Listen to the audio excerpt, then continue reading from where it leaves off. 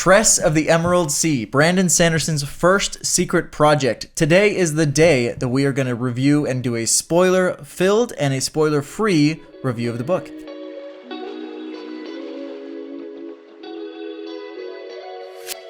Welcome to Next Chapter. We're super stoked to talk about this. Jaden, this was your first read through this book. It's been a long time coming. And I'm so excited to chat through what I loved, some interesting parts about the book, so many things to talk about. Yeah, so let's start with first impressions. Yes. We do this on our channel. We give a final review, final rating out of 10 at the very end on what we thought. But to give you, for you non-spoiler listeners, just a feel of what we thought of the book, what were your first impressions of the book? It was very fun. I think they did a really good job of, I think so in a non-spoiler way, the book is told in the perspective of Hoyd, which is a character that we know from the Cosmere, and he is awesome. Such a great storyteller. It's so fun. You're laughing. You're also confused and like, what's going to go on next? There's plenty of twists and turns along the way. I think overall as a book, and even a relatively short book for Brandon Sanderson, I think it's really, really great. Everybody needs more Hoyd. It's so true. Yeah. It's the feeling that you get as you read the entire Stormlight archive. You're like, man, I love his stories. Everything that he says, his wit is just amazing. It's hilarious. And you get an entire book full of it here, which is pretty fantastic. I would agree with you. This book was a lot of fun. I would say add to this, a lot of fun, amazing. This is probably like one of my more favorite books that Sanderson has written. Probably one of my more favorite ones to read like ever. I would actually really, really well. I would agree with you there. We'll get to our ratings at the very end of the video, so stay tuned for that. But Sunlit Man has been right up there at the tippy top of my favorite Brandon Sanderson novels, especially ones that I would recommend to people. Yeah. And Tress, I'm like, man, these secret projects are really knocking it out of the park. He killed it. He killed it with these secret projects. And I think the way that he condensed what is his ability to tell a story with a significant magic system and world, with fun characters and interesting back and forth between characters. You're like, is this a bad guy? Is it not a bad guy? That's just a fun way to tell a story. And it keeps people guessing. It's not too predictable. To condense that in his typical, 1,000 pages into, what is this, 450, 500 pages? Yeah, it's not a ton. It's super, super readable. Like, we read it in a week, just about. It's super doable read, very approachable, and I think a really good way to start. I know we already did our what you should read if you want to get into Brandon Sanderson. This might sneak in there for a revised video because I think Tress is a really good way to jump into Brandon Sanderson. Oh yeah, it's a super approachable book, very good way to dive in.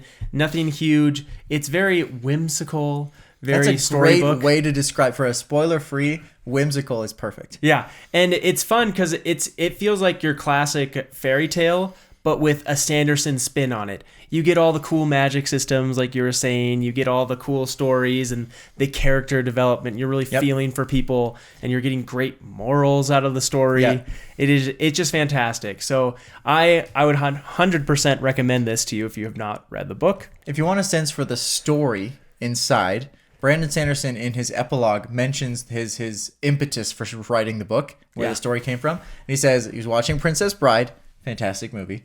And it basically says, okay, well, Buttercup doesn't really do anything when Wesley leaves. So what would it be like if she went to find him?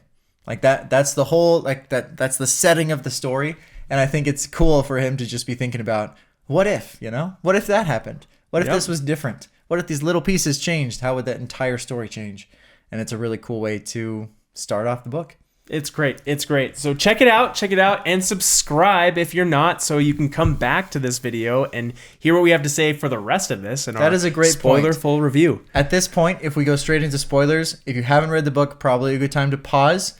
And then if you're subscribed to the channel, you can always come back and read them with us, do the spoiler review after you've already read it. Actually, a lot of people are doing that, which is so cool on the podcast. I've talked to a couple of people, and we've had comments of people who are like, I'm pausing it here, and then I'm going to go read the book. And then they come back and they give us their thoughts and get to review with us. That's the way to do it. So if you have read it, welcome to the spoiler-filled section of the review. And please leave a comment before you hear our thoughts, your thoughts about the book. Let us know what you thought about it, what you would rate it out of 10, including decimal places. Give us all the information that you have on what you thought about Tress, and then we'll dive into our reactions. Great. So we're going spoilers. Spoilers now. Okay, Jaden, what did you think? So this book starts very, very different than any other Sanderson book. What did you think right off the bat? I thought right off the bat that it was going to be a very unique story from Brandon Sanderson, because it was very, like, I guess the Hoyd perspective is interesting, but it also felt very, like, closed off and isolated, because he doesn't, I looked this up actually right just before the podcast, he doesn't really explain the magic system until like 7 hours in. Mm-hmm. And it's a fantastic explanation, and we'll get there. But it's interesting that you're so cut off from a lot of information for the first maybe third of the book, where you get a really cool story. You get to learn about the characters, and you get to kind of figure out what they're trying to do. But the fact that Tress starts on such an isolated island, you know almost nothing about the world, just like she does, which is another testament, because it's not even told from her perspective. That was one thing that threw me off. Like, how is it that he did such a good job of telling a story in such a weird, like, I don't even know. Hoyd knows what she's thinking, but he's telling the story. Yeah. And sometimes he puts himself in as the first or third person. Yep. Would you say that it was not like an ocean that you imagined, or the rock that you imagined, or the girl that you imagined? Honestly, yeah. That's a really good explanation. It's a really great description, isn't it? It's like the funniest description ever that has it on the back of the book. Classic Hoyd and everything. He's like, assuming that you imagined her as, it might have been as you imagined, assuming that you imagined her as a thoughtful, soft-spoken, and overly fond of collecting cups. Which is cool, because it's such a little nuance, and that's the only thing I knew before reading the book. Yeah. Is that she liked collecting cups, probably from the back of the book or the little insert. Yeah. And I'm like, okay, it's a little weird. I collect mugs. Yeah. But it's just... You're just like Tress. I'm exactly like Tress. The same way. The same person. But it's a cool, like... Such a quirk that's interesting, tells you about her character, but also is very irrelevant to, like, the overall storyline. So you're, like, trying to think, how is this related? It's just her quirk. Yep. She's just unique. Oh, I love that. It's very cool. Yeah, and honestly, that kind of jumps into like a one of the morals of this book. Oh, so this jumps at the end, but I love how it finishes, and there's a place where Hoyd is talking about everyone here, and he says, "Oh man, I just gotta find the exact spot." Anyways, he's like, "Don't let anyone tell you that you're boring." Or anyone, or they're selling you like short. They're just trying to get you like cheaply, and just kind of the idea is that everybody has like weird quirks about them that like make them human, and that it's actually what makes us unique and makes you special, and actually could make you good at something and valuable in the world. Yeah. And instead of like shying away from those things, we should be diving headfirst in those things that make us different. So that's very interesting, because it's very rare that Hoyd, in telling a story, will present the moral. Very rare. Yeah. He really likes to just tell a story and be like, there's no moral. Stop trying to analyze my story. Yep, exactly. But I think a couple of times he talks about that. There are a couple other elements. Maybe we'll just skip to that real quick. Like the elements that we think Hoyd just kind of presented as, this is important, please remember this. One of them I thought was when he says that when someone says something to you like, oh, I was protecting you. Like, oh, I didn't tell you because I wanted to protect you. And like how offensive that is. He said it was like, you said the words that you think will soften the blow, but actually offend the person, make it worse, and make them feel like less than they should be. It's like, and he said the last time he did that was with 16 people. I was wondering if you'd catch and that. I'm like, I caught that for sure. Yeah. Like that is an interesting. This is for your own good. Yeah. So we're imagining that he was telling that to Adonalcium. Or the 16 people. That what do you mean? The 16 people that shattered Adonalcium and took his power into them for the 16 shards. Oh yeah, well he said that with 16 other people. So with those other 16 people, I imagine they were all telling this to Adonalcium. Like, this is for your own good. I really want to hear that story. I know. I'm like so excited. That's one of those stories that we're not going to get until like 30 years from now, though. It like literally. It hurts to think that, but it's also The anticipation is going to be the best part. I know, man. Oh, man. We're all excited about it. It should be super fun. I'm glad I'm young and I'm not like 90 hearing about this. I'm like, I don't even know if I'd start Sanderson's works if I was 90. I'd be like, well, I'm not going to find out what happens. Hey, if I'm you're going to write him a listening to letter. this and you're 90, it's still worth it. It's still worth it. You can read Tress. There's for sure. still good books. It's are. just you're not going to get a conclusion, okay? Yep. Like, it's just the worst. Oh, man. The second one I want to talk about with Hoyt's like little ditties in the story Yeah. is when he talks about how that Tress doesn't jump to conclusions. He's like, this may be the greatest line that I've ever heard anyone tell in the history of all stories ever. The hero of the story stopped and said, am I doing the right thing? Should I think about this? And he's like, very few heroes do that in their stories. Oh, yes, dude. I love He's like that. so proud of her. Like the pride is strong. When he's like, this is the best. She's amazing. Has so many moments like that, right? Isn't that the best? My other big moral from this story was that it is okay to do big things. Like, so this book is all centered around like going after, like, to not be afraid, like, do not let the imposter syndrome get you. Yep. Like, to keep on moving forward and like dream big, do hard things, and push forward anyways, and you might be able to accomplish something huge. And I don't know. By the end of this book, I was inspired. I'm like, I need to go do something awesome. Like, it's cool. Something that Hoyt said to Tress multiple times, and through other people too. He's like, you have everything you need. And I think it's an important statement, like especially for that moral, to be like, don't worry about it. Just figure it out. You have everything you need. Like, you don't have to like, it can't be me. Like, it shouldn't be me. Someone else should do it. You think about when she became the Sprouter, or when she became a pirate, or when she became captain. Every single time she was like, oh, pick somebody else. Like, someone else is more qualified. You have everything you need. You are the person, and you can make it happen. I think that's a powerful statement. Totally. I mean, one of the moments he tells that to Tress, and we're starting to go backwards from here, is as she's going to meet Zysis. The dragon. He's a dragon, and she's walking down, and he mentions, he's like, you should probably not let your offering speak. I'm going to recommend you take them. Which is, it's pretty great. I love that. And so, like, but again, like, being everything that you need, like, oh, you're able to use your wit in that situation. She had like, everything she needed, everything you needed. So, speaking of the dragon, what did you think? Our first dragon, like, full dragon appearance in the Cosmere. I know. I was so excited. As soon as they talked about the dragon, I was like, yes, this is going to be great. Here it is. And I would think it lived up to my expectations, because I think it was funny that he's like, yeah, it's kind of interesting that dragons are in every single history, lore, all this stuff. He's like, that's no accident. Like, they like it that way. They like it. Like these all-powerful creatures, and they're like, what's interesting, he's like, they don't actually want treasure. Like, what would they do with it? But they are like ravenous for knowledge and information. And like, that's something that they are always looking for. And like the treasure of, he just had a bunch of slaves doing experiments on spores. He's like, he had to know everything about that system. Oh, for real. And I want to talk about Zysis for a little bit. Okay. Because I was thinking about it, I'm like, Zysis, having read that little clip of the Ember Dark, the newest book that Sanderson's going to release, we meet some other dragons in there, and they seem more benevolent. Zysis seems a little shady. Like, and I'm like, I was thinking about that. I'm like, these dragons, like, they're super, super powerful. Like, the way that they're alluded to, like, all the things that they can do, and like, you don't even see them that often.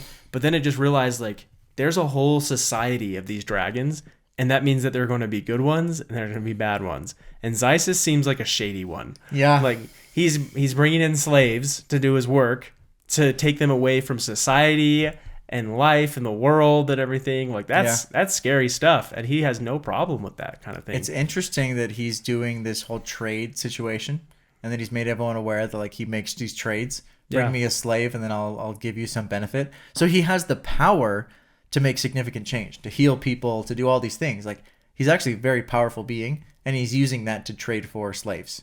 Yeah. Like, that's brutal. But on the other hand, he does mention that he's very good to his slaves. He's like, they live great lives down here. Like, they're fed well, they get time to themselves, like, they get to, but we all work toward learning about the spores. And like, you know what? And one of the things he says, like, you would be happy here.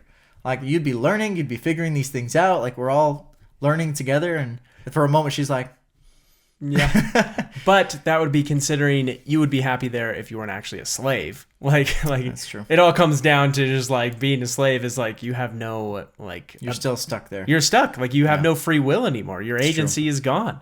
And that's a big deal to be Absolutely. Be missing out So on he's a bad dragon. Yeah. He's a bad dragon. Slave, like, of course, slaves are bad and everything. But I see what you're saying is like that it could be enticing for someone like Tress who is interested in learning and reading and things like that. Yeah. And stuff like that. I obviously does not sound like something that Captain Crow wants to be a part of because she's gonna be cleaning the floors forever. Neither. But I wanted to be part of that. Yeah, which is awesome. Leads to the coolest part of that whole scene is that Tress is able to turn the whole situation on its head, right? Which is another great Brandon Sanderson logic moment. How cool is that? Just a right? debate in the lair of the dragon. Yeah, it's good. Those moments are just like laugh out loud. Like they're so funny. She's like, and I here am presenting my offering for you, and you're like, what? What just happened? Like what a cool scenario. And the dragon's just like, okay, let's see where this goes. Let's see this. I loved it. Like this will be interesting. Be a fun way to spend my afternoon. I know. He's like, hey, it's your turn. I just think that's funny. He's not angry. He's not frustrated. He's like, okay. Yep. This is weird. It's so funny, dude. Yeah. No, he's good. I loved all that. Okay. We have talked about the spores a little bit. I want to talk about your impressions of the spores. So what did you think the first time? My impression of the spores. At what point? Because there's the very first time you get introduced to them, probably the scene when like she's walking across the spore sea. That was impactful because she already kind of alludes to the fact that if you so much as touch a spore, you're going to be growing stuff out of your eyeballs, which is very scary. Very scary. I'd say so. They make it like this is a terrifying thing. And that's kind of what the entire world, or at least her rock, lives with. Like, spores are terrifying. Nobody goes out into them. It's just the worst. When she walks across, that's the moment where you're like, you don't know what's going to happen. Like, she could fall through. You don't know how deep it is. You don't know anything about how the world works. I think this is a cool moment for me because I'm always interested at what point in the book where I think, the title of this book makes so much sense. Because every time I hear a book, the title just really means nothing to me. Like Warbreaker, haven't read it yet. Title means nothing. Yeah, you know, like it's just a word. But Tress of the Emerald Sea, I'm like, okay, yeah, it's just a word. But then you're like, I know what the Emerald Sea is. I know who Tress is. Like it all comes together. I think that was part of the moment for me when they start to explain the spores from the different seas. She's from the Emerald Sea, which is the green spores that grow vines. Like that was like, oh, there's the seas. She's the Emerald Sea. I thought it was cool. I always love that moment in the book when it clicks for me. Yeah, very cool. And not to mention, like, it also makes sense to call her Tress of the Emerald Sea because there are 12 other seas that she could be of, and like different colors and things like that, which is also cool. What did you imagine the spores looking like to you? They, to me, look like little grains of sand, but they're very soft. I don't know why. Very soft. Wow. Yeah. To me, it is exactly like sand in my head. So it was interesting. I listened to the Sanderson roundtable on this, the book club discussion that they had. And there were several people there who talked about the different ways that they had imagined the spores. Some of them imagined these spores as like bigger pieces. Like I almost imagined almost the size of like a pumpkin seed. How would you put those in a bag? Like a little satchel? You could put a lot of those in a bag, you think? Maybe. Yeah, okay. I can like see it. They fit. Not like, massively large, but it's because at times she's like picking up pieces of these things, like one time. But it's not. She's not like saying like one grain. So a grain of sand would be very difficult to work with. But the only way I can imagine them are as like grains. I can't imagine anything else. Well, can you imagine a sea of pumpkin seeds? No, definitely not pumpkin seeds. Speaking of which, though, that book club sounds like so much fun. Oh yeah. Dude, what a cool round table. So how long has he been doing that? This is an aside, but how long has he been doing the book club? Do you know? Well, is it just secret projects? He started with the secret projects. What a cool idea. And then it's just a collection of fans or a collection of... Yeah, so he's had different people come on to the book club where they were either artists or the audiobook reader for Sunlit Man was on it. That would be wild. You'd be like, do the voice. Yeah, I know. It's cool. It's really cool. It was actually really interesting hearing his take on Sunlit Man. I was just listening to it just the other day. I'm definitely going to have to check those out. I know. It was really cool. He seems like a cool guy, too. I liked his reading style. And then they've had booktubers on there, too, which has been awesome. So I know some booktubers. I know. That would be a dream. That would be a dream. That would be really cool. Someday. There's a new secret project coming out. I'm just saying. I know, dude. It would be the dream, man. It would be awesome. So it was We cool. have lots of big goals. Yeah. Panel at Dragonsteel, the new book club roundtable. What was it called? Just the roundtable or is it book club? I think it's just book club. We'll look it up. Yeah. Way cool. That's all. That's some interesting insight because it almost gives you like an opportunity to say, okay, we've read the book, we're reviewing it, and now we get to ask little nuanced questions like, oh, why did this happen here? Why did that happen here? To the author. That's pretty rare. Well, so he's not in it. It's just them. Yeah. So it's a read along. So yeah. So it's like this, but with just more people. It's a lot like what we did with the Way of Kings. So they go through 4 parts of Tress of the Emerald Sea. Maybe they do 3. That's way cool. And then they talk about each part, and they go like one section at a time. That's and just way chat with each other cool. about I it. love that idea. Yeah, so love it was awesome. I really enjoyed it. I actually read Okay. along with that as I read the book for the first time. Like I was doing it at the same time. So it was great. It's brilliant. It's And great. that's exactly what we recommend to people as they read Way of Kings to go through our 4-part series because it's fun to just go each step of the way. Oh yeah, dude, it's awesome. So it's great. And so you actually have the normal let me edition. So this The version, Barnes and Nobles edition. that's the Barnes and Nobles edition. This is the Secret Project edition. And Ooh, everything. it shines if I put it right in the light. Right there. Wow. Now you can see it. Mine shines too, I think. Oh, it's pretty shiny. Yeah. It's awesome. But you didn't get to see many of these pictures yet. Well, spoiler, I listened to basically the whole thing, so I didn't see any pictures at all. Oh yeah. But you have the hard copy book, and they don't have any of the Even pictures. if I in there. wanted pictures, I wouldn't get them. Yeah, it's just It has this. the work that Howard Lyon, your friend Howard Lyon, did on all of this is just amazing. Maybe someday. One of my favorite My mom's things. friend. That for real though, like Yeah. you're like not even kidding. No, seriously, yeah. Yeah, Pretty that cool. is super cool, super cool. One of my favorite things. So I read the hard copy of this the very first time I read it all the way through. Best way to read a secret project, hands down. It was awesome.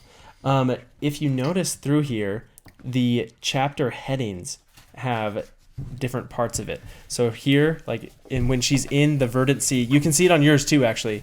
I don't think so. No. Oh, yeah. No. Oh. Yeah, so you're seeing where it's You're going. right. It grows as you get to each chapter. Check this out. Watch. I'll flip for like quickly. You can see it go 15 to 16. Like That starts is growing. so cool. It is so cool. The little touches of detail. Here, show the people. Yeah, the people who so are let's watching. see. You get the flip here. There's You got 16, 18. 18. Look at There's that. a lot of growth in there.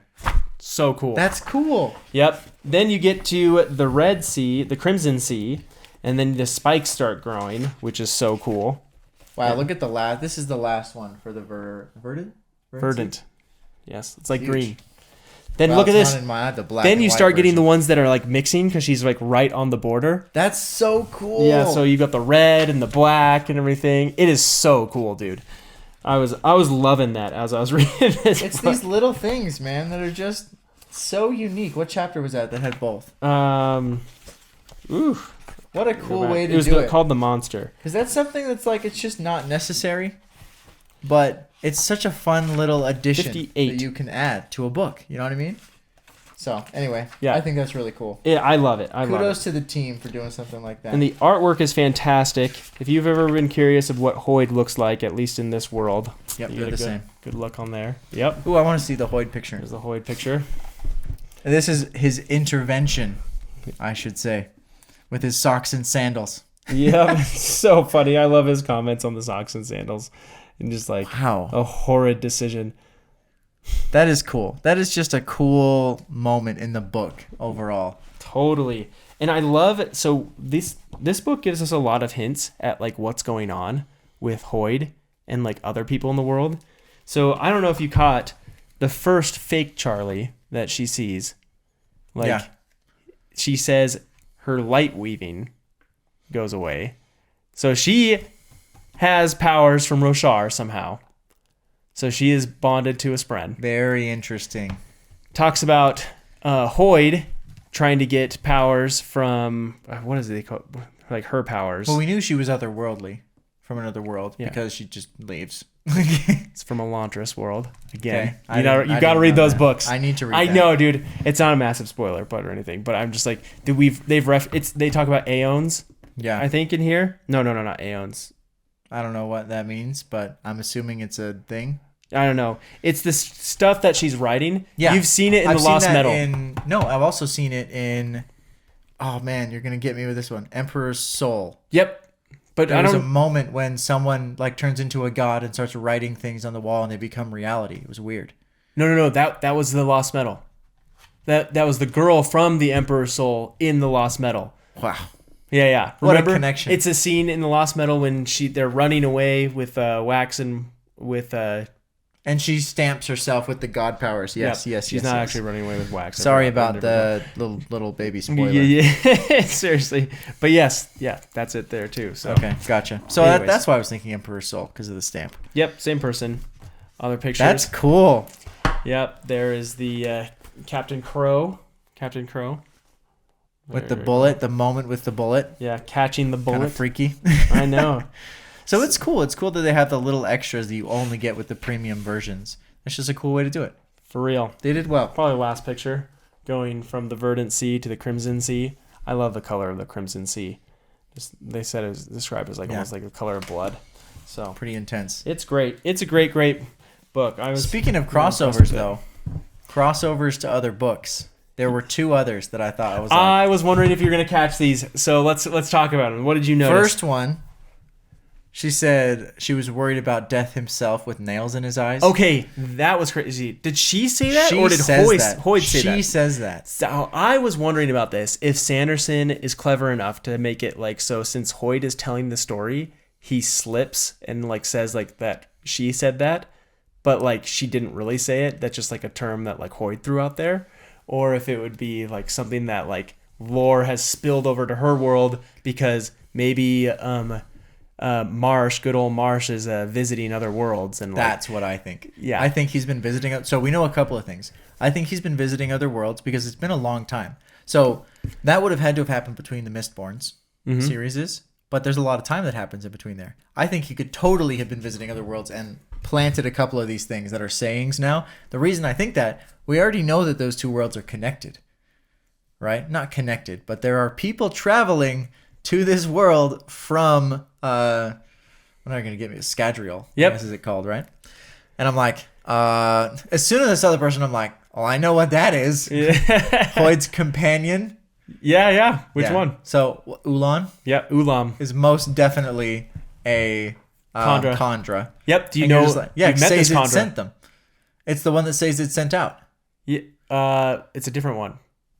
Who is it? Because remember, Milan is the one that says it's sent out. No, but he had sent out a couple other people. Oh, yeah. Milan was the last one that he was sending out. Well, this one I think is even different because this is spoilers for some of the other books. Ulam is straight up in the Lost Metal. He's the Khandra that's always wanting to trade for like Wayne's like head or like can I like buy your skull and Your everything? brain He's like when you're not dead? for sale. Like every time, it's the same guy. Like The same guy. That's hilarious. It's hilarious. I love it, dude. And he's been doing it. He's been still taking asking body parts right and left. Yeah, that's hilarious. But yeah, I definitely knew he was a Khandra. I didn't remember the name from the Mistborn series, so that's interesting. But it's pretty cool to see how these worlds are colliding, especially in the Secret Project. I feel like it happens more than in a standard Sanderson book. Yeah, it's like there's just more little pieces that connect into each other. Oh, it's awesome, and I want to throw in there too with the whole Ulam thing. It was hilarious. Yep. Little Hoyd's little comment on it, and he talks about Sazed sending out like his little minions out. And he's like, since they stopped imitating the humans, they've gotten like a little bit weird. I think they were better off before that. Yeah, I think they were a little better off when they were imitating humans before. But he's like, but they found their own way a bit too. But and it's just weird. Yeah, they're just weird, and they keep saying like comments that like, oh, like that was callous. Like yeah. So it's awesome. Yeah, some of the things he says to Tress, he's like, Tress just explodes on him, and just like, okay, dude, come on, like. And I don't think she gets it, but like you got to think about it, this crew is weird. You got Ulam on there. You've got, Hoyd is super weird, all on his own. It's a group of misfit people. Yeah, it's awesome. I love the whole Hoyd thing. It's just so funny.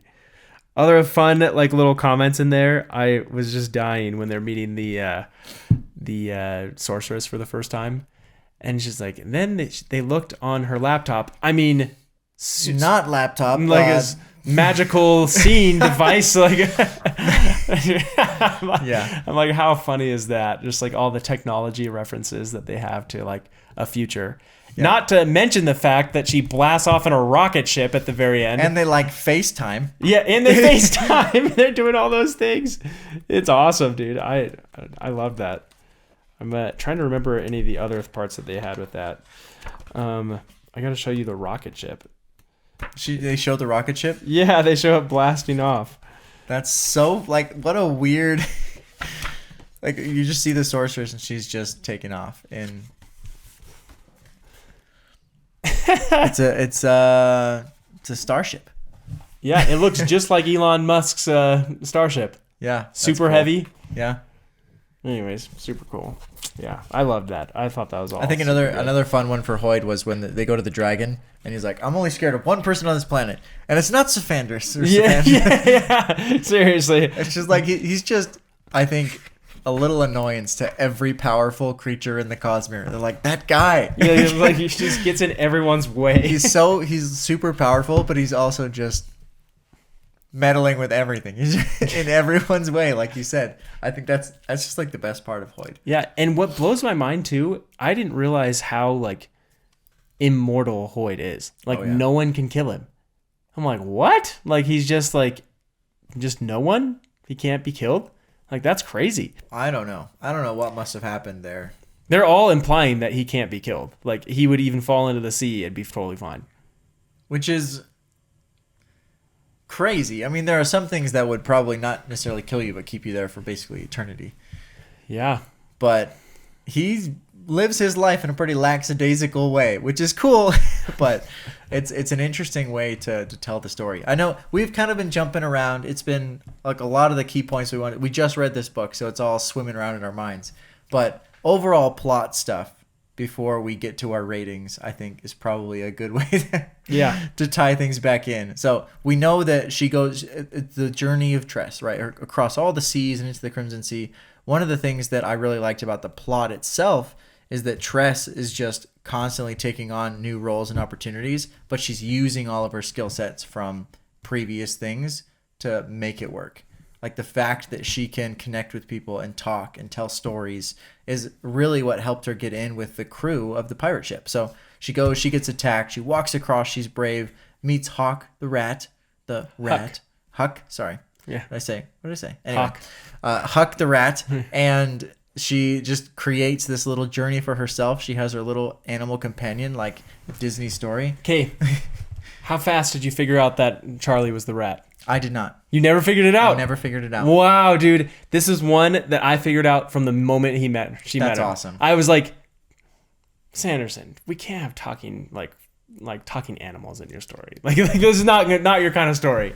And then I was thinking about it, I'm like, what are the chances that she meets this rat coming to her? And I'm like, this is a total Sanderson twist.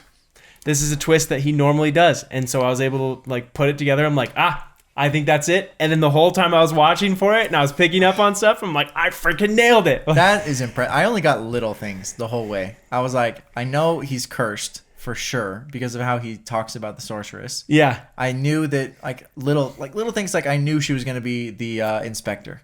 Like as soon as they started hatching a plan, I'm like, she's gonna pretend to be the inspector. That's like the most obvious thing ever. That's one I did not get. I was not there.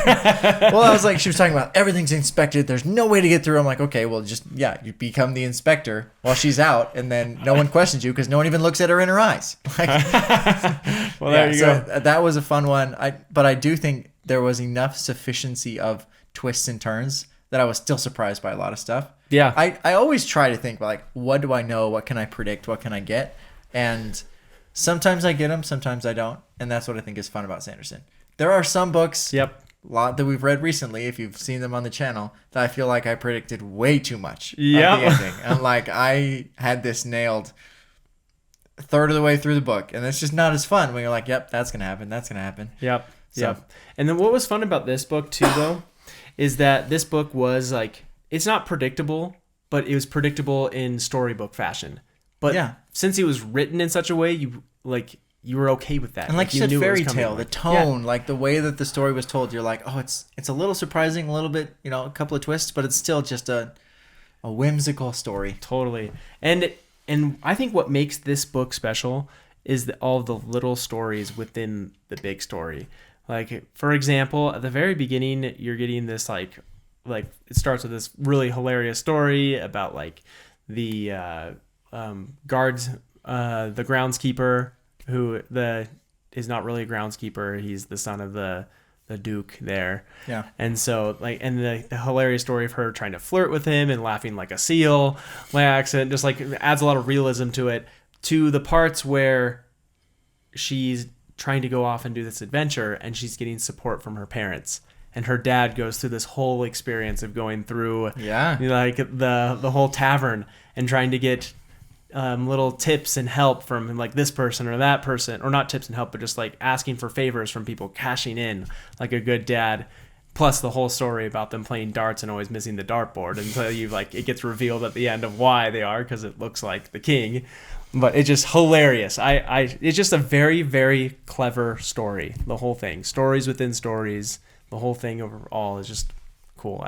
It's a very well done book. Okay, so last thing though, before we wrap up, I did want to bring up, we always bring up the audiobook readers and what you thought about them. And this one, I think was a big one. So, of course, again, it is Michael Kramer. I think he's an incredible audiobook reader. He did a great job in this book. 2 thoughts on this part. 1, he did the dragon right. Yes. I don't know if that stuck out to you. It did. We read the bad Aragon impression series from dragon audiobook. Yeah, seriously. Like, they sound awkward and stuff. This dragon was awesome. Like, his voice was like, just felt like deep, dragony, but also didn't sound like awkward. I don't know if you felt the same way. No, it was, it was strong and powerful, but confident. It was just like, I'm more powerful than everything on this planet. So yes, I do my own thing. And recently, there was a development in AI with OpenAI, and they were doing a demo where they were having AI, please tell me a story. And it was absolutely wild because their AI now sounds very human. It is really, really like uncanny, to be honest. Like, it's crazy. Yeah. And they're like, okay, make up a story about a robot in a fantasy land or whatever. They're like, okay, now make it sound more dramatic. Now make it sound even more dramatic and stuff. And this like AI is changing its voice to be like once upon a time and like all these things. Is absolutely wild, dude.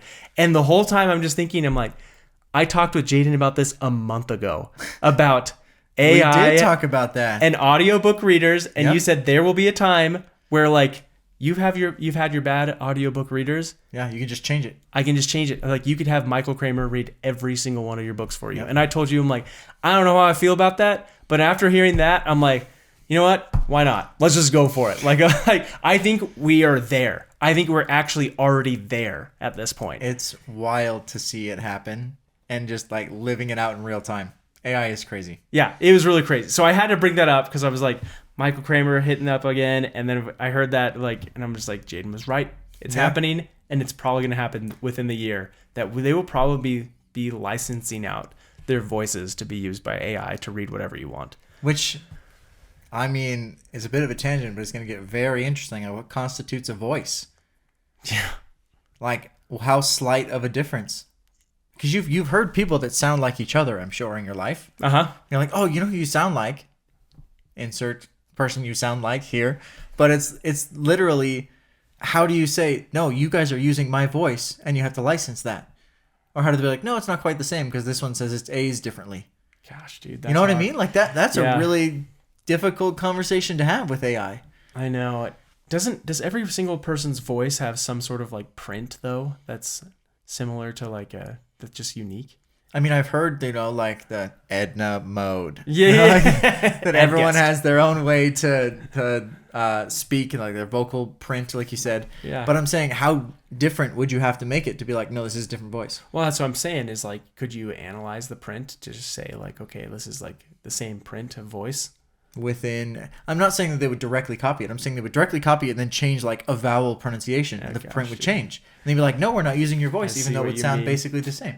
And like to a human ear, maybe you couldn't even tell the difference. Yeah, dude, there'd probably have to be lawsuits to go into it to see if like people are like training the AI on someone's voice. Like, the legal system. I know, dude. Well, they're training it on all of our YouTube videos. It's a necessary evil. They're training their AI on YouTube videos. Yeah. So that means we're in. We're in. We did it. We're in OpenAI. They probably used our channel. Yeah, it's probably used our voice. You can hear me reading a book to you. Yes, you can select next chapter as you read. I don't have any other special voices besides this one. Before, like, if you want to hear a book in the same exact voice the whole time, monotone the whole way. Maybe if we both read it. Yeah, two voices. I actually really liked how he did Huck's voice. You did. The reason I say that is because a lot of times when you'll hear like a little animal friend or it's like a tiny voice, it's annoying or it's a little bit too like contrived. I don't know. I thought he did a really good job. I'm like, the rat's not that annoying, but you can tell it's a little rat. Yes. Okay, dude. So I was not a fan of the voice because I knew that it was Charlie the whole time. So I was like, his voice has got to be like a little bit more cool and normal. I'm just not a fan of the nasally voice thing, but I couldn't hit him on it because right before he started speaking in the book, it specifically says that he sounded like a human except a little bit more nasally. And I'm like, he's doing it perfect. Like, there's no other way to do this. It was just, honestly, I'd probably have to knock Sanderson for the way that the guy was reading it because that's how it was written out. Like, I'm impressed by how these voice actors are able to do that. Be like, okay, I'm just going to nail this voice exactly as it says in the book. Yeah, it was impressive. Like, don't you just have like a few voices to pick from? But I don't think so. I think some of these people are able to just create a voice.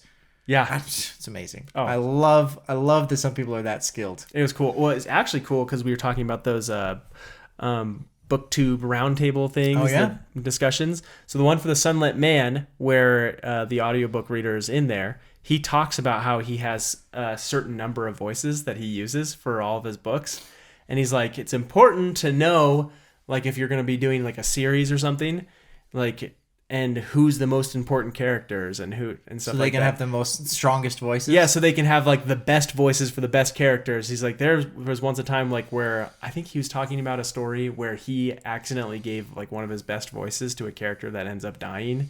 Like, and he's like, this is the worst. Like, that was my best voice and you killed off the character. Like, what do you do? Like, didn't they get a synopsis or do they just have to read the book before? I don't know. It probably depends. Like, I don't know if his situation was like it was a series and like maybe the series wasn't finished yet, and like that would make sense. It could have been something like that, but it's just funny, like the type of things that they have to deal with. Yeah, so it's got to be hard. Yeah, it's got to be hard. But well done on Tress. That's what I aspire to be, at least for when I'm reading to my kids. Like someday, it's like I try the voices sometimes. And you're just gonna play the AI.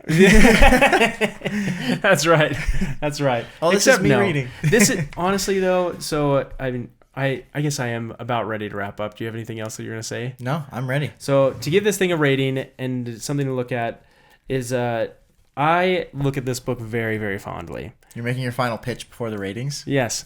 I look at this book very, very fondly. This is a book that I will be reading to my son and daughter as they grow up. Probably one of the first Sanderson books that I read to them because it's a good one to start with. It's not as deep and dark as a Mistborn or like Way of Kings, but it's like whimsical and everything. I think of like reading this to my daughter as she grows up, which would be so fun. A cool experience. I see this as a bedtime story. It is a bedtime story. Isn't that cool? Yeah. It's special. And I love that about that. And I love that I do appreciate that Sanderson puts a female character at the helm as of the lead. She saves the man, and she does, and that I think is well inspiring too. Like, I thought it was fantastic. Like, you never think about it like, oh, she's you're just doing this to take the hero role. I'm like, no, it was really well written. Like, that's a really great story. Well, how does Sanderson put it in the Silence in the Forest of Hell? Like, he talks about he wanted a female character in there. He's like, but I didn't want to make like a man with boobs. He's like, I wanted to make a strong female character that was actually like a woman, and that's how she is in this book. She's not just a man like doing like like just happens to be a girl. Like she has her characteristics and she does it well. Yeah. And like I don't know, I really really liked that about it. So. I don't think a man could have been in as the main character in this book and done a good job. Yeah. I think it had to be written the way it was, and that's what makes it a great story. Yep. So my final rating for this book would be, I've been thinking about this a lot and jumping around. Don't steal mine. I'm going to give this one a 9.3. Nice. So very, very high rating. Yeah. This book, I think it gets everything for you. It's an amazing story. You're able to enjoy the highs of this story. You're able to be concerned for her. You're able to learn a lot about life and how people work and how they think. It makes you want to be a better person, which I love. It's just really well written, beautifully written at the same time too. I think Sanderson's shown off a little bit with like his ability to create, his style of writing, of like his prose. I think he does get prose in here too. He kind of shows off some of that he can do prose. What brings it back from not being quite a 10 for me is it does feel not quite as it's just not as deep as a Way of Kings, and because it just can't be quite that deep. And there are a few things that just feel a little bit too whimsical for me, which isn't a bad thing. That's what the story's meant to be, but for me, that's where it ends up. But you get to own your own rating, and that's super important. Yep. It's like, what is this rated for me? Yep. So I like that. I do. Yep. My turn? Yeah. Ready? Yeah. Okay. I have also been thinking about this a lot. And one of the things that I specifically thought of, like the bedtime story element of it and how cool that is and how much it like encapsulates a powerful story in a short book. My rating, though, was an 8.9. Okay. It did not hit the 9s. And wow. For me, there's a good reason for that. I think the depth of the story was lacking. I also think that the plot was carried really well, but there were a lot of coincidences in general, which make for a great bedtime story. I'm not knocking on that. But for a story where I am really like enthralled by the challenge, there was a lot of like, we have to get to this next step, so here's the most convenient way in many cases. And I think that was something that I was lacking a little bit. Also, a big one for me that kept it out of the 9s is, while the magic system is awesome, mastery of it was just too easy. Interesting. And that just a little bothered me a little bit. Like, I didn't know of any special ability that she had, but she was able to master the spores in no time at all. Yeah. In like what must have been a couple of days. And that was just like, okay, well, everyone lives with these spores. There are sprouters everywhere, probably very skilled ones that have been studying and learning a lot. And you're only a couple of days away from being a master sprouter. Like, without some sort of other magical influence helping her out, it just felt a little bit too easy. And that was a little bit confusing to me. It's like, now she's a master, but 2 days ago she was terrified that one was going to like grow in her body. Like, I don't know. That felt a little bit off to me. Overall, though, an 8.9 is one of the highest ratings I've ever given. Yeah. So what brings it up to an 8? What brings it up to an 8.9 is, I just think the beauty of the story overall is like, this is one that I would be like, anyone who's just like, oh, I want to read Brandon Sanderson, but I'm just not sure. Like, read Tress, and you're probably going to like it. Like, the likelihood of someone liking this book is very high because the story is very just well collected, I should say. And the fact that Hoyd writes it makes it so fun. And I love this, the fun, whimsical, like creative, but also it's interesting, it's nuanced, it's not too dark. I think all of that makes it just such an easy recommendation. There's nothing that I'm like, oh, but do they like this type of magic? Or do they like this type of thing or this type of story? Like, it's a great story. I love Princess Bride. And it does have a very similar vibe to it. So it's one of those things where I'm like, yeah, this is a top shelf story. Yep. Now I got to bring it back to a question that you have asked me in the past. Okay. Would you recommend reading this book before A Way of Kings? Is it okay to read before A Way of Kings? Yes, absolutely. Okay, and why? The reason I say that, you will miss some stuff. Yeah. You won't even notice it. Yep. You'll miss things and be like, okay, that's a name I don't know. Yeah. And you'll just gloss right past it. You won't feel like you're missing anything. Yep. Like, you might get a little twinge of, oh, I should read that other book or these other books. But there are some books, like even maybe Sunlit Man, where I'll be like, you would really feel like there's a hole in your knowledge of the story if you didn't recognize the characters.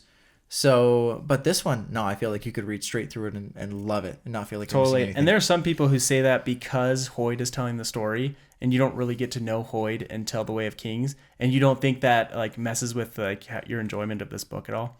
I think you might enjoy Way of Kings Hoyd better having read this story. Interesting. So I would almost flip that and say I would personally recommend Tress before you read Way of Kings, because you're like, I like that Hoyd guy. Yeah. Like, it's him. And then you hear him in the books and you're like, oh man, I love this guy. I think that could be a fun transition. So yeah, I would say not only can you read it before, I would read it before. Cool. I love it. And I would agree with that. I think Tress is an amazing way to start and jump into Brandon Sanderson. And what a way to start the secret projects. I know. What a way, man. I love it. So cool. Well, I think that's everything that we've got. Don't forget to like and subscribe to this video. Leave a comment. What did you think about Tress of the Emerald Sea? Is it your favorite of the secret projects? Let us know why or why not, which one is. And if you made it this far in the video, we're going to continue our competition of what will Jaden and Marty read next. So drop your guesses. If you made it to the end of the video, drop your guesses of what you think we're going to read next and review next. And we're excited to see what you guys think. Catch you in the next one.